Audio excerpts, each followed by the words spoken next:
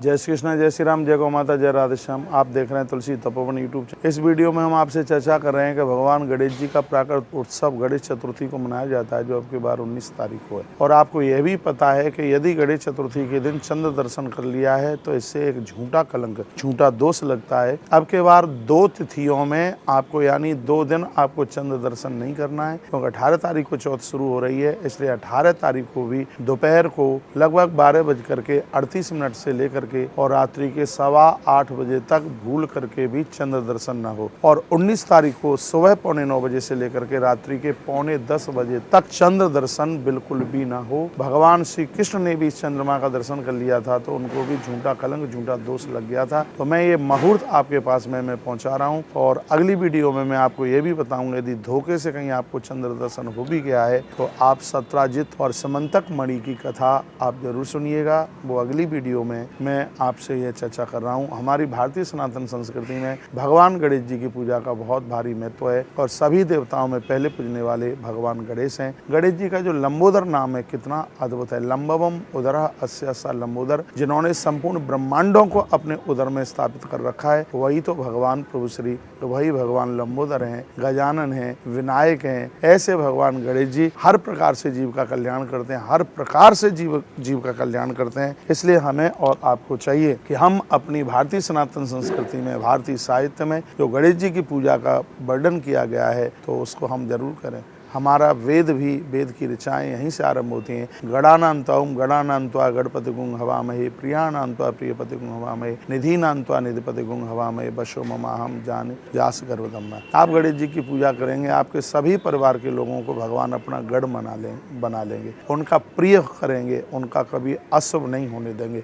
गणेश जी तो इतने सिद्ध हैं, मैंने एक दिन कथा में प्रवचन किया है कि आप अपने बच्चों की शादी करते हैं, विवाह करते हैं और विवाह की जो भी रस्म आरंभ होती है, खरीदारी शुरू होती है, तो सबसे पहले अपने घर में एक सुपारी खरीद कर लेकर के आइए। उसके बाद में आप विवाह की खरीदारी, सामान की खरीदारी शुरू कीजिएगा। फिर आप देखिए विवाह भी बढ़िया होगा, पति पत्नी में कितने आनंद के साथ बनेगी। हम अपनी भारतीय परंपराओं को ना भूलें। मैं आपको फिर ये कहना चाहूँगा कि जो भगवान गणेश हैं वो हमें सर्व प्रकार से सब कुछ देने वाले हैं। मैंने पूर्व की भी वीडियो में डाला है कि गणेश जी की स्थापना में दुर्वा जरूरी है और भगवान गणेश जी के विसर्जन में उनके ऊपर समी पत्र चढ़ाना बहुत ज़्यादा ज़रूरी है।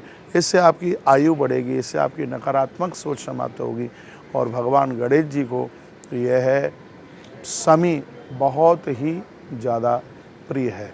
तो इस समय पूरा देश झूम रहा है भगवान गणेश जी की पूजा में, चाहे उन्होंने उसकी स्थापना और चाहे आज उसके विसर्जन की वो तैयारी कर रहे हैं। हमारी भारतीय संस्कृति में आवाहन और विसर्जन दोनों की अपने आप में बहुत बड़ी महिमा है, बहुत ही ज़्यादा महिमा है, दोनों की महिमा है।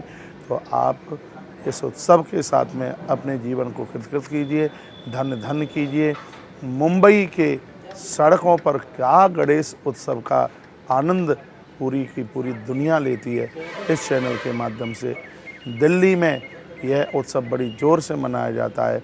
मैं एक बार सभी गणेश भक्तों को मैं कहना चाहूँगा कि भगवान के इन 12 नामों के द्वारा नित्य पूजा कीजिए। ऐसा नहीं है कि बस आज ही और आपने भगवान की कथा सुन ली गणेश जी की, गणेश जी का पूजन कर लिया, नहीं, ये हर रोज़ भगवान गणेश का पूजन चलना चाहिए।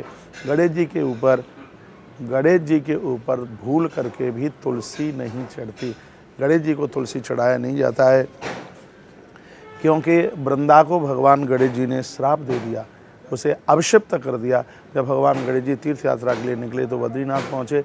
धर्मध्वज की बेटी वृंदा भगवान गणेश को विवाह उनके साथ करना चाहती है। गणेश जी ने मना किया और ये कहा कि अधिकार मेरे माता पिता के हाथ में है। तो इतनी रुष्ट हो गई वृंदा और वृंदा ने श्राप दे दिया गणेश जी को कि मेरा श्राप है कि एक नहीं तुम्हारे 2 विवाह होंगे। गणेश जी भी अपने आप को नहीं रोक पाए, उन्होंने भी अभिषिप्त कर दिया और कहा मेरा श्राप है तेरे लिए, तुझे भी देवता प्राप्त नहीं, तुझे एक राक्षस प्राप्त करेगा। इसलिए वृंदा का विवाह शंखचूड़ के साथ में संपन्न हुआ। वो वृंदा बहुत ज़्यादा रोई थी। तब भगवान गणेश जी ने कहा कि देख, मैंने जो तुझे बोला है वो तो पक्का होगा ही, लेकिन तेरा ये शरीर छूटेगा, द्वारा से तू धरती पर तुलसी वृक्ष बन करके पैदा होगी और भगवान नारायण तुझे स्वीकार करेंगे। भगवान नारायण को तू बहुत प्रिय होगी, लेकिन तुझे कोई मेरे ऊपर नहीं चढ़ाएगा। यदि कोई भूल करके भी तुझे मेरे ऊपर चढ़ा देता है तो उसका प्रायश्चित इतना है कि उसको गणेश चौथ का उसको व्रत करना पड़ेगा, तब ही इसका प्रायश्चित होगा। इसलिए मैं आप सभी दर्शकों को कहना चाहूँगा, संस्कार टीवी, सत्संग टीवी, शुभ टीवी, और मैं आप सभी दर्शकों को ये कहना चाहूँगा कि भूल करके भी भगवान गणेश जी के ऊपर तुलसी पत्र मन चढ़ाइए, गणेश जी के ऊपर आप दुर्वा चढ़ाइए, गणेश जी के ऊपर आप समीपत चढ़ाइए। दीप प्रज्वलन से गणेश जी बहुत प्रसन्न होते हैं, गुड़ से गणेश जी बहुत प्रसन्न होते हैं, मोदक लड्डू से भी भगवान गजानंद बहुत प्रसन्न होते हैं। बहुत बहुत धन्यवाद है। आप सभी का शुभ हो, आप सभी का कल्याण हो। शुभ मस्तु, आनंद मस्तु, कल्याण मस्तु। इन्हीं शब्दों के साथ हरि ओम।